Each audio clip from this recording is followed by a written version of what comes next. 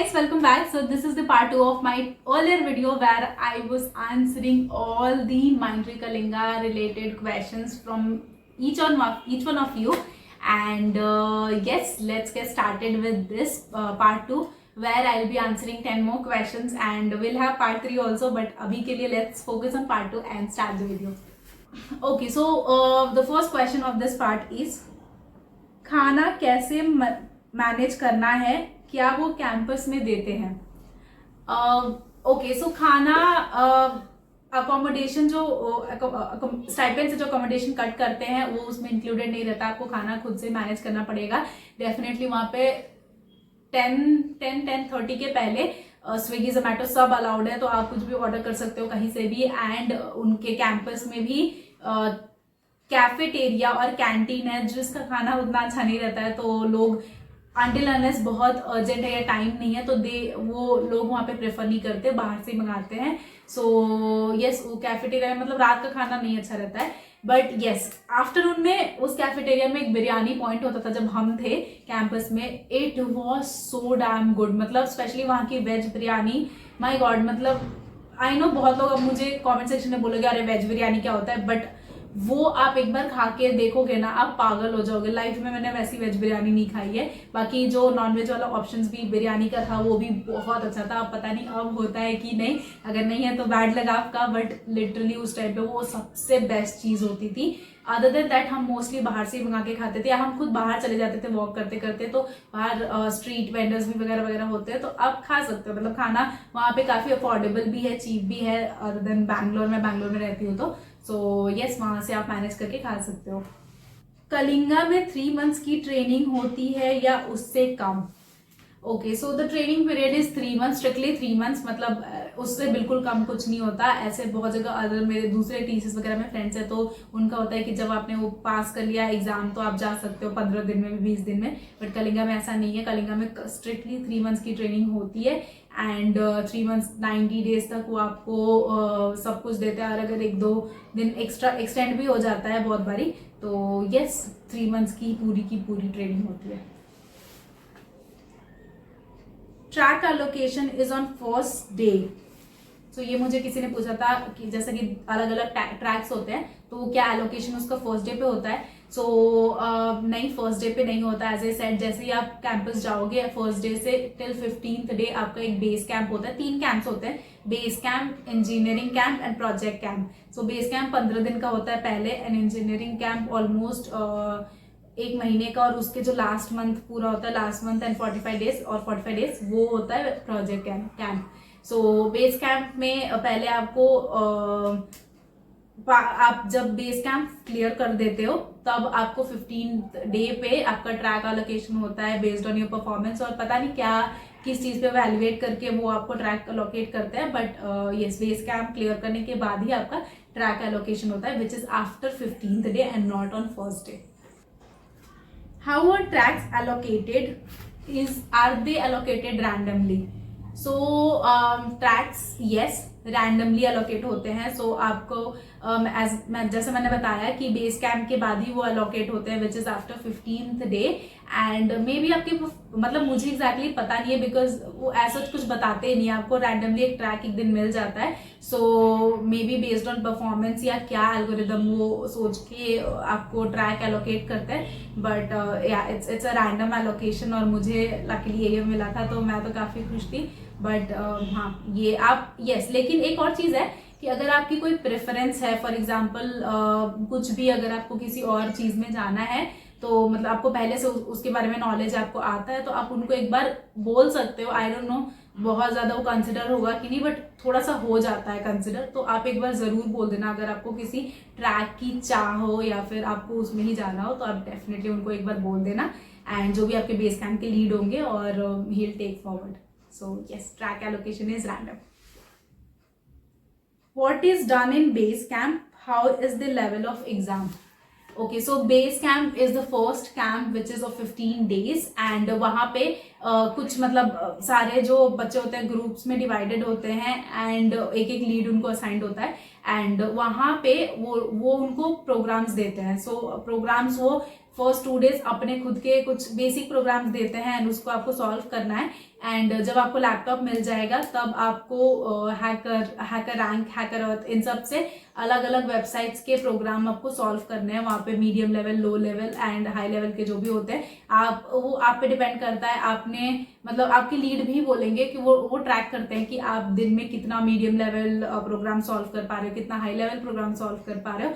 तो जितना उसमें से प्रोग्राम सॉल्व कर पा रहे हो उतनी अच्छी चीज़ है। मे बी शायद उससे भी एक ट्रैक और लोकेशन डिसाइडेड होता होगा शायद। तो यस, बेस कैम्प में बस यही होता है, 15 दिन आपको एवरीडे आना है और आपको सारा कुछ हैकर रैंक वगैरह से सॉल्व करना है एंड आपको एवरी इवनिंग अपनी लीड को रिपोर्ट देनी है। एंड यस, ये होता है बेस कैम्प में।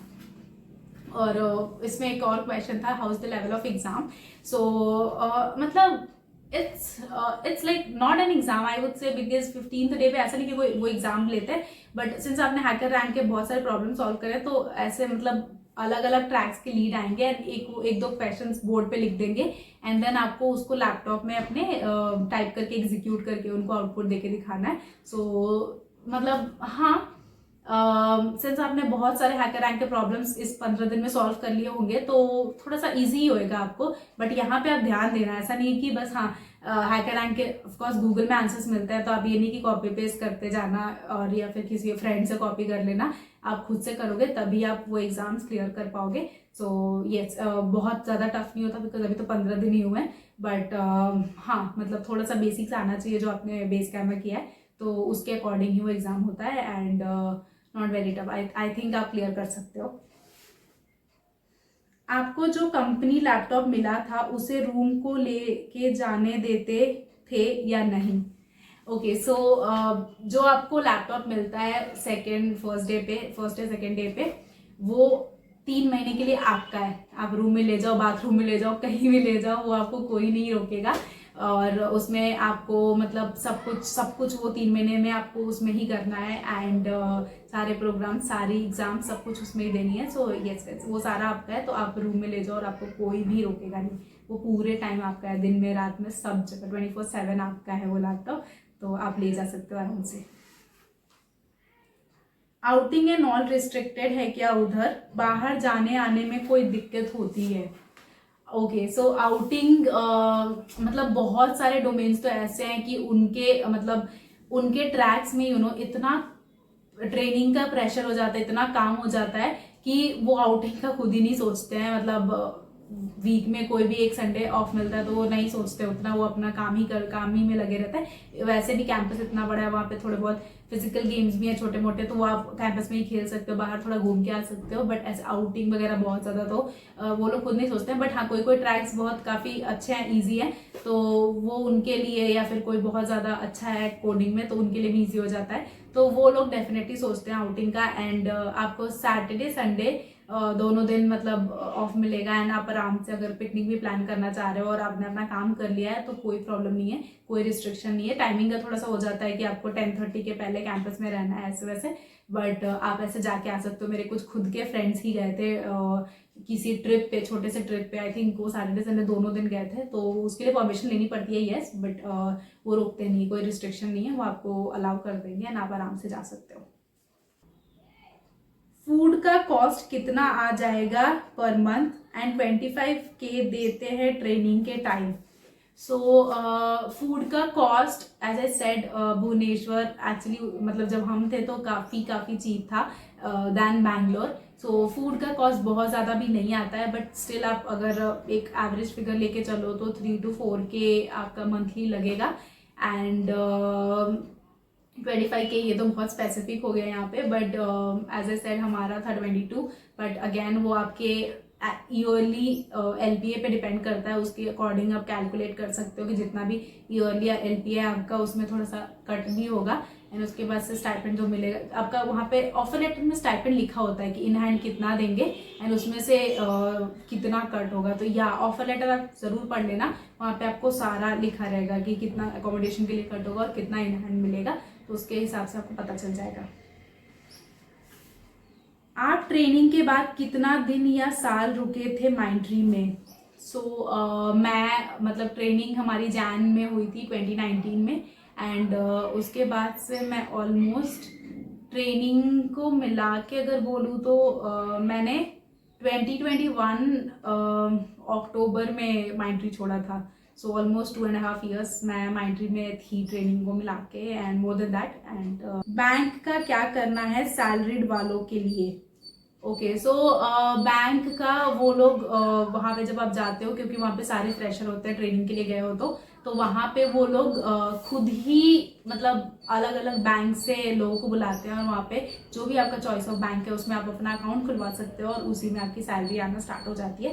सो यस, मेरा SBI मैंने खुलवाया था, और आप कोई भी मतलब अलग अलग एज ए सेड बैंक्स आते हैं तो आप किन्हीं के साथ भी कांटेक्ट करके, और वो खुद ही बुलाते हैं कैंपस के अंदर, तो आप बैंक खुलवा सकते हो और सैलरी उसमें ही आएगी।